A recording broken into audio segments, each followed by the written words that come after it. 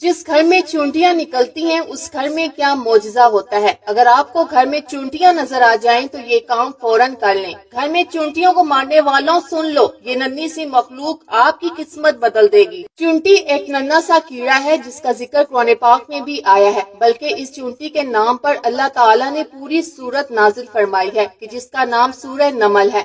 याद रहे कि अरबी जुबान में नमल चूंटी को कहा जाता है। आम तौर पर चूंटियां जिस घर में निकलती हैं तो उस घर के लोग परेशान हो जाते हैं और चूंटियों को भगाने के लिए तरह तरह के टोटके इस्तेमाल किए जाते हैं ताकि चूंटियों को घरों से भगाया जा सके। आज की वीडियो में आपको इस घर के हवाले से एक अजीब हकीकत बताने जा रही हूँ जिस घर से चूंटियां निकलना बंद नहीं होती। ये हकीकत ऐसी है कि जिसे जानने के बाद आपकी जो चूंटियों के साथ दुश्मनी है वो दोस्ती में बदल जाएगी। ये हकीकत क्या है, दलाइल के साथ आपको बताऊंगी। वीडियो को आपने मिस नहीं करना और आखिर तक लाजमी देखना है। जदीद तहकीक के मुताबिक ये दिलचस्प बातें चूंटियों के हवाले से सामने आई हैं। कहते हैं कि हशरात में सबसे ज्यादा माशरत पसंद चूंटी है। इंतहाई मुअज्जिम माशरों में जिंदगी गुजारती है जिन्हें बस्तियां कहते हैं। इनका नज़्म ज़ब्त इस दर्जे का है कि तहजीब इंसानी के मुतमासिल तहजीब की दावेदार हो सकती हैं। बच्चों की देखभाल और बस्ती की हिफाजत करती हैं, खुराक पैदा करती हैं और संभालती हैं, फिर बाकी सब कामों के साथ साथ जंग से भी दो चार होती हैं। यहाँ बात की जाए चूंटियों की माशरती जिंदगी की, तो जैसे कि पहले बताया गया है कि चूंटियां बस्तियों में रहती हैं और इनके दरमियान मुकम्मल तकसीम कार मौजूद हैं। कहते हैं कि इनमें कुर्बानी देने की सलाहियत हम इंसानों से कई ज्यादा है। बहुत से साइंसदानों ने इनके समाजी रवैयों पर बरसों तहकीक की है, लेकिन इनका तरक्की याफ्ता माशरती रवैया इन पर खुल नहीं सका। कहा जाता है कि कुछ बस्तियां रकबे और आबादी में इतनी बड़ी होती हैं कि उनकी वजाहत के लिए इन्हें एक बड़ी रियासत मानकर काम का आगाज करना पड़ता है।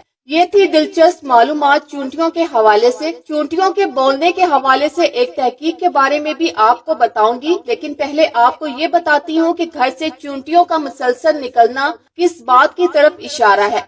तो गौर से सुन लीजिए। अहले दानिश के मुताबिक जिस घर में चूंटियां बहुत ज्यादा आती हों तो ये इस बात की निशानी है कि वहाँ रिस्क की फरावानी है या फिर होने वाली है। आप खुद ही सोच लें, हमारे घर में मौजूद चूंटियां हमारे बारे में क्या बताती हैं, लेकिन अफसोस हम उनको भगाने के चक्कर में होते हैं। मेरी बहनें भी ऐसे टोटके तलाश कर रही होती हैं जिनसे चूंटियां खत्म हो जाएं।